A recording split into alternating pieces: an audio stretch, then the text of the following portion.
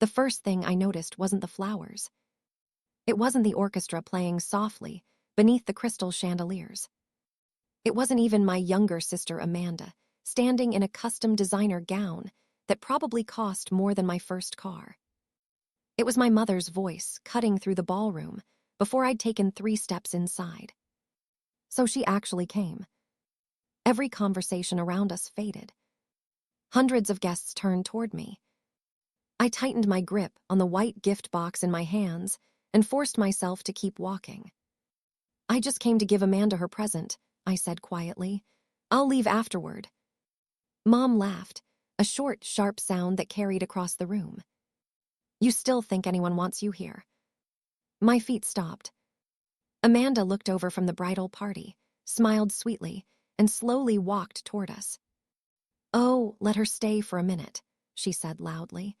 "Everyone should see what happens when someone wastes every opportunity she's ever been given." Laughter rippled through nearby tables. Someone whispered, just loudly enough for me to hear. I thought her family stopped inviting her to things. They usually do. Another chuckled. I guess she didn't get the message. I lowered my eyes and reminded myself why I had come. Amanda was still my sister. No matter how she treated me. No matter how many times my mother made it clear that I would never be enough. I had promised myself I wouldn't ruin her wedding. Even if they tried to ruin me. Amanda looked me up and down. "Is that really what you're wearing?" She pinched the sleeve of my navy blue dress between 2 fingers. "It looks affordable." More laughter. I smiled politely. "It's clean. It certainly isn't wedding worthy." She released the fabric as though touching it had stained her hand. Mom stepped closer until we were only inches apart. "I spent years trying to make something of you." Her voice grew louder. "I paid for your education. I introduced you to successful people. I gave you every chance. And what did you become?" She looked around the ballroom as though inviting the guests to answer for her. "A disappointment." Silence settled over the room. Then she raised her hand. The slap echoed against the marble walls. My head jerked sideways. The gift box slipped from my fingers and landed on the polished floor with a dull thud. Nobody moved. Nobody spoke. The sting across my cheek barely registered. What hurt more was hearing my own mother say, loud enough for every guest to hear, "You were my greatest mistake." Amanda laughed first. It wasn't nervous laughter. It was genuine. Satisfied. Within seconds, cousins, relatives, and strangers joined in. Someone at the back even applauded. I bent down, picked up the crushed gift box, and straightened without saying a word. I wouldn't give them the tears they wanted. Amanda folded her arms. "So, where's this successful husband you've supposedly been hiding all these years?" Several guests burst into fresh laughter. One man shook his head. "Imaginary husbands don't count." Another woman smirked. "Maybe he couldn't afford parking." Even the wedding photographer lowered his camera to watch. I looked at Amanda. Then at my mother. Finally, I answered with complete honesty. "He couldn't come yet." The ballroom exploded with laughter. Mom shook her head. "Listen to her. Still making up stories." She turned toward 2 security guards standing near the entrance. "Please escort her outside before she embarrasses this family any further." The guards hesitated before walking toward me. I nodded. "It's all right." I started following them toward the ballroom doors. Then, the doors swung open. Every head turned. A tall man in a perfectly tailored charcoal suit stepped inside with calm, measured confidence. Before anyone could ask who he was, 3 executives seated near the front instantly stood to their feet. One of them whispered in disbelief, "Mr. Carter." The entire ballroom fell silent. Ethan didn't look at the executives first. He looked at me. His eyes stopped on the faint red mark across my cheek. For a heartbeat, neither of us spoke. 3 years of keeping our marriage hidden. 3 years of pretending we barely knew each other in public. 3 years of waiting for the promise we'd made to each other to finally end. He crossed the ballroom with calm, deliberate steps. "Are you hurt?" he asked quietly. I forced a small smile. "I'll be all right." His thumb brushed gently against my cheek before dropping back to his side. "What happened?" Before I could answer, my mother stepped between us. "I'm sorry," she said with an impatient smile. "You must have walked into the wrong wedding." She pointed toward the exit. "Our family matter has nothing to do with you." Ethan's expression never changed. It became my family matter the day I married her. The room froze. Amanda blinked. "And what?" My mother laughed. "Oh, that's clever." She looked around the ballroom. She actually hired someone. Several guests laughed again, relieved that someone had finally offered an explanation that fit the version of Nelly they already believed. Amanda folded her arms. I almost admire the effort. She smiled at me. "How much did you pay him?" I didn't answer. Ethan simply reached into the inside pocket of his jacket. For one terrifying second, I thought he was about to reveal everything. Instead, he removed nothing more than his left hand from his pocket. The gold wedding band caught the light. Slowly, I slid off the thin silver ring I always wore over mine. Beneath it rested an identical gold band. Gasps spread through the nearest tables. Ethan held out his hand. Without hesitation, I placed mine beside his. The engraving inside both rings became visible. "Forever begins quietly. E and N." Amanda's smile disappeared. My mother's face stiffened. "Those can be made anywhere." Ethan nodded. "They can." He unlocked his phone. He didn't hand it around the room. He showed it only to my mother and Amanda. The first photograph showed us standing before a county judge. No luxury ceremony. No extravagant decorations. Just two people smiling at one another. The second showed the date.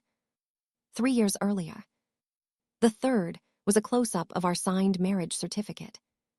Amanda's breathing became uneven. Mom stared at the screen before shaking her head violently. "No." She looked at me. "No, that's fake. You would have told me." I swallowed. I tried. The words escaped before I could stop them. "You canceled every conversation." For the first time all evening, my mother's confidence cracked. Amanda immediately recovered. "So what?" She shrugged. "Even if you somehow got married, he's obviously nobody important." She gestured proudly toward the groom's family. "My husband's family owns hotels all over the country." She smirked at Ethan. "You can't honestly believe walking in here with a wedding ring changes anything." Several guests nodded. The groom's father leaned back in his chair with an amused smile. "Young man," he said, "confidence is admirable. But there are levels to success." Ethan met his gaze. "I agree." His voice remained perfectly calm. "That's what everyone believed." He glanced briefly toward the ballroom entrance, where several more executives had quietly arrived. "Until this morning." Silence swept across the room. The groom's father slowly lowered his champagne glass. "What happened this morning?" A faint smile crossed Ethan's face. "You'll know soon enough." Just then, the groom's father's phone began to ring. He frowned when he saw the caller's name. Then he answered. Within seconds, the color drained from his face. The groom's father stood so abruptly that his chair tipped backward onto the marble floor. "What?" His voice had lost every trace of confidence. "No, that's impossible." Several guests exchanged nervous glances. He turned away from the ballroom, lowering his voice. "When?" A pause. What do you mean it closed this morning? His face turned noticeably paler. Amanda hurried over. Richard. He ignored her. Who approved this? Another pause. Then he slowly looked across the ballroom. His eyes landed on Ethan. His grip tightened around his phone. Mr. Carter. The line went dead. Silence filled the room. The executives who had entered moments earlier walked directly past Amanda, the groom, and Diane without acknowledging any of them. Instead, every one of them stopped in front of Ethan. Good evening, Mr. Carter. Congratulations on today's successful closing. We've completed the transfer exactly as instructed. The whispers spread like wildfire. Closing. What transfer? Who is this man? Amanda forced a laugh. This has to be some kind of joke. She looked at Ethan. Tell them. Tell everyone you're just trying to impress my sister. Ethan remained perfectly composed. I've never found dishonesty impressive. He turned slightly toward the guests. This morning, my company completed the acquisition of Ashford Capital Holdings. Most guests looked confused. The name meant little to them. The groom's father looked as though the floor had disappeared beneath him. Amanda noticed. What is Ashford Capital? Her new father-in-law answered before Ethan could. His voice barely rose above a whisper. Our principal investment group. The ballroom erupted into shocked murmurs. The company that financed our hotel expansion, owns our commercial debt, holds our development agreements. Amanda stared at Ethan. No. Her smile disappeared completely. No, you're lying. Ethan simply nodded toward one of the executives. The executive stepped forward, carrying a sealed envelope. Permission to proceed, Mr. Carter. You have it. The executive opened the folder and handed several authenticated documents to the ballroom's event coordinator. A few moments later, the large projection screen behind the bridal table flickered to life. The wedding slideshow disappeared. It was replaced by an official corporate announcement. Confirmed acquisition. Carter Global Holdings. Finalized, 9:14 a.m. Acquisition of Ashford Capital Holdings complete.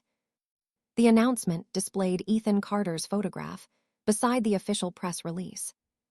The room fell completely silent. One guest quietly whispered, He's the buyer. Another answered, My God. He owns them now. Amanda looked from the screen to Ethan and back again. This can't be real. The groom swallowed hard. His father immediately straightened his jacket and walked toward Ethan with an entirely different expression. Mr. Carter, I believe we've gotten off on the wrong foot. Ethan didn't extend his hand. He simply looked at him. Have we? The older man's practiced smile faltered. My future in-laws acted emotionally. I'm sure this misunderstanding can be resolved. Before Ethan could answer, my mother hurried over. Her tone had changed so dramatically, it barely sounded like the same woman. Nelly. She reached for my hand. I didn't realize. I quietly stepped back. Her fingers closed around empty air. You didn't realize what? I asked. That I deserved basic respect. Color rushed into her cheeks. I was upset. It was Amanda's wedding. I didn't mean. You called me your greatest mistake. She opened her mouth. Nothing came out. Amanda suddenly pointed toward Ethan. If you're really so important, prove it. The ballroom became silent again. Ethan looked toward one of his senior executives. Please. Without hesitation, the executive nodded and walked toward the ballroom entrance. Less than a minute later, the hotel's general manager entered carrying a thick black folder stamped in bold red letters. Asterisk, immediate executive authorization. Every employee in the room instantly stood at attention. The general manager stopped in front of Ethan and handed him the black folder with both hands. Everything has been prepared exactly as requested, Mr. Carter. Thank you. Ethan opened the folder without the slightest hint of satisfaction. He wasn't smiling. He wasn't angry. He simply looked like a man finishing a responsibility. The groom's father swallowed hard. Mr. Carter, if this is about today's incident, I'm sure we can reach an understanding. Ethan glanced at him. Can we? The older man's confidence continued slipping away. I wasn't the one who struck your wife. No, Ethan replied calmly. You simply watched. Silence. Nobody argued. Because everyone had watched. The guests. The relatives. The wedding party. Even the musicians had stopped playing, while my mother humiliated me. Not one person had stepped forward. The general manager quietly cleared his throat. The executive directives are ready for your approval. Ethan nodded. Proceed. The manager removed several documents. The acquisition became legally effective at 9:14 this morning. All operating authority has now transferred. The revised vendor review policy has also taken effect. The groom's father closed his eyes. He already knew what was coming. One executive looked toward him. Under the revised standards, preferential agreements signed under the previous ownership structure will undergo immediate compliance review. Another executive continued. Future financing will be determined solely by documented performance. No exceptions. Amanda looked between them in confusion. What does that even mean? Her father-in-law answered quietly. It means we no longer receive automatic approval. She stared. What? Our expansion projects. Our preferred financing. Our special contract rates. They're all subject to review now. Amanda shook her head. No. You can fix this. She grabbed my mother's arm. Tell Nelly to make him stop. Mom hurried toward me so quickly she almost stumbled. Nelly. Her voice trembled. I know you're upset. But please. Talk to your husband. Tell him we made a mistake. I looked at her. For 29 years. She couldn't answer. Tears gathered in her eyes. I was trying to make you stronger. I slowly shook my head. No. You were making Amanda feel superior. The words landed harder than any slap. Mom's shoulders dropped. Several relatives quietly lowered their heads. An older aunt stepped forward. Diane. I told you years ago this favoritism would destroy your family. Another cousin nodded. We all saw it. You embarrassed Nelly at birthdays. You ignored her promotions. You skipped her awards ceremony. We just... He couldn't finish. We stayed quiet. Around the ballroom, more voices joined. I remember. So do I. It happened every year. Amanda slowly stepped backward. She suddenly realized something far worse than Ethan's wealth. People had noticed. They had always noticed. They simply hadn't spoken. She looked at me. Why didn't you ever tell me how you felt? I laughed softly. I tried. You always laughed with her. Amanda's eyes filled with tears. The groom quietly took a step away from her. Then another. His parents remained perfectly still. No one rushed to defend the Bennett family anymore. The balance of power inside the ballroom had completely shifted. The groom's father took a careful breath. Mr. Carter, I understand company policy, but surely today's emotions don't need to affect years of partnership. Ethan closed the folder. They won't. The older man blinked. They won't. No. This review would have happened whether my wife attended this wedding or not. He placed the signed authorization papers back inside the folder. My company doesn't punish people because they're unpopular. It also doesn't reward them because they're powerful. He looked directly at my mother. But what happened to my wife today? It has nothing to do with business. Mom's breathing became uneven. She whispered, "Nelly, I'm sorry. For everything." I studied her face. For the first time in my life, she wasn't speaking as the woman who controlled the family. She was speaking as someone who had finally lost it. Ethan gently took my hand. Then he looked around the silent ballroom. His voice remained calm. "Now, let's deal with what happened in this room." Amanda stood frozen. Her perfectly rehearsed smile had vanished. The guests who had applauded only minutes earlier now avoided looking at her. My mother wiped tears from her face with trembling hands. "Nelly." Her voice cracked. "Please. I know I don't deserve it. But let me explain." I looked at her quietly. For once, I'm willing to listen. The ballroom remained completely silent. She took a shaky breath. "When you were born, I was struggling. Your father had already started drinking. We were drowning in debt." She lowered her head. "I blamed every hardship on the timing of your birth. I told myself life would have been easier if..." She couldn't finish. Several guests looked away. I never said those thoughts out loud. Not at first. But every year. I treated you like you were responsible for everything that went wrong. She looked at Amanda. And I convinced myself protecting one daughter meant sacrificing the other. Amanda's shoulders slumped. I believed everything Mom said. She slowly faced me.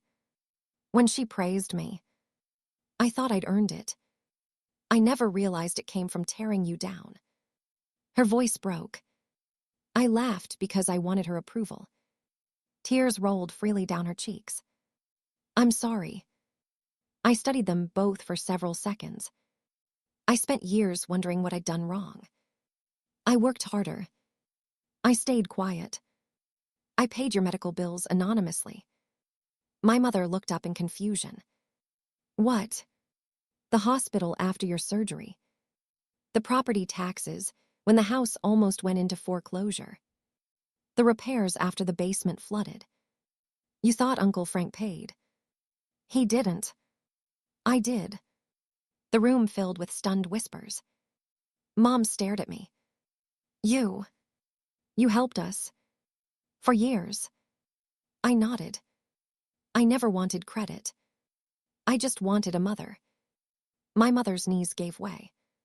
She collapsed onto the polished floor, sobbing openly. "I'm so sorry.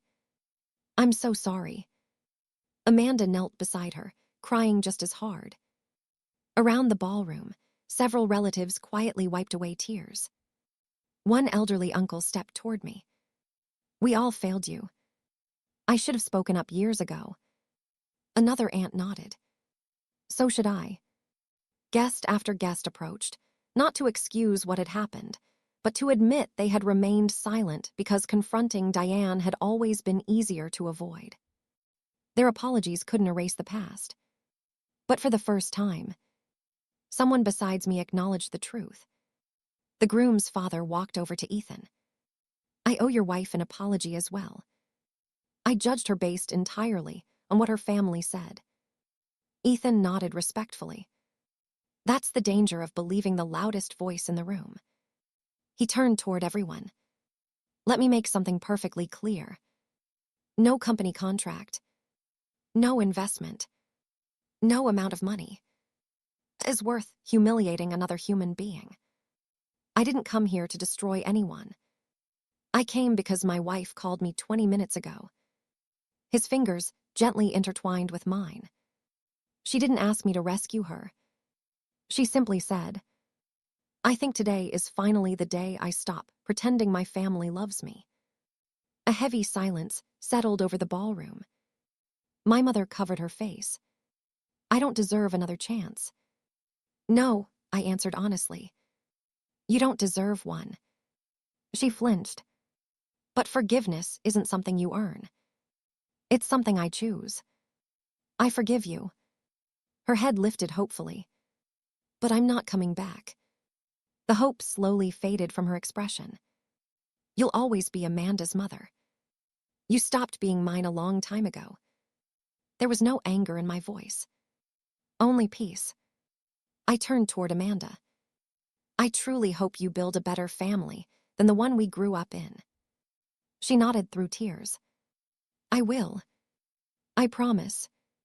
Ethan wrapped his arm around my shoulders. Together we walked toward the ballroom doors. This time, no security guard stood in our way. Instead, every guest stepped aside. Some lowered their heads. Others quietly wished us well. The same room that had laughed as I was slapped had become completely silent as we left together. Months passed. Ethan never interfered with the review of the groom's family's business. Independent executives completed every assessment exactly as company policy required. Some contracts continued. Others ended. Not because of revenge. Because the rules finally applied equally to everyone. My mother sold her consulting business after losing most of her clients. Amanda and her husband rebuilt their marriage slowly, learning to stand apart from family favoritism. As for me, I expanded my interior design firm without using Ethan's name.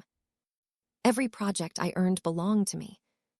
For the first time in my life, I wasn't trying to prove my worth to anyone. One evening, Ethan and I sat on the porch of the home we'd quietly built together years earlier. He smiled. Any regrets? I looked at the sunset. Then at the wedding ring, I no longer felt the need to hide. Only one. He raised an eyebrow. I wish I'd stopped apologizing for existing much sooner. He squeezed my hand. Neither of us said another word. We didn't have to. Because the woman my mother once called her greatest mistake had finally become the greatest decision of her own life.